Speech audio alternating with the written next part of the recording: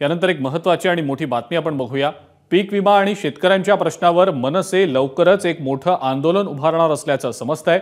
स्वतः राज ठाकरे यांनीच तसे संकेतही दिलेत।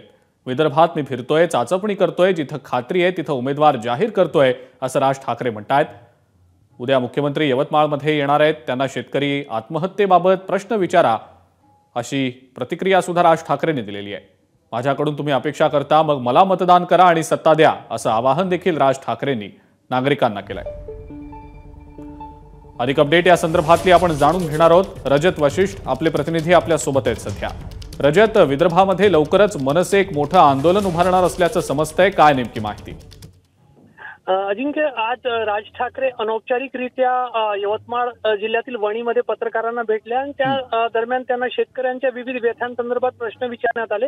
तेव्हा त्यांनी अनौपचारिक बोलताना सांगितलेलं आहे की लवकरच तुम्हाला मनसेकडून खूप मोठं आंदोलन शेतकऱ्यांच्या मुद्द्यांवर पाहायला मिळणार आहे। राज्यव्यापी हा आंदोलन असणार आहे आणि खास करून पीक विमा कंपन्यांकडून जे शेतकऱ्यांना त्रास दिला जात आहे त्या संदर्भात हा आंदोलन असू शकतो।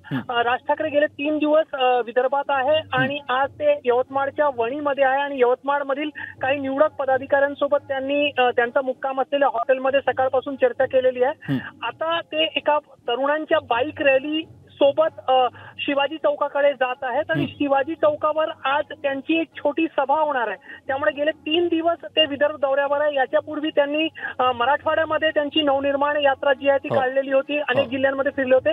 मात्र जाहीररित्या आज राज ठाकरे बोलण्याची शक्यता आहे। थोड्या वेळानंतरच त्यांची सभा होईल। त्यामुळे अनौपचारिक पत्रकारांशी बोलताना राज ठाकरेंनी जे सांगितलं, आज जाहीररित्या ते काय बोलतात याकडे सर्वांचं लक्ष लागून आहे। अजिंक्य, रजत, धन्यवाद सविस्तर माहिती आपण दिलीत त्याबद्दल। एबीपी माझा, उघडा डोळे बघा नीट।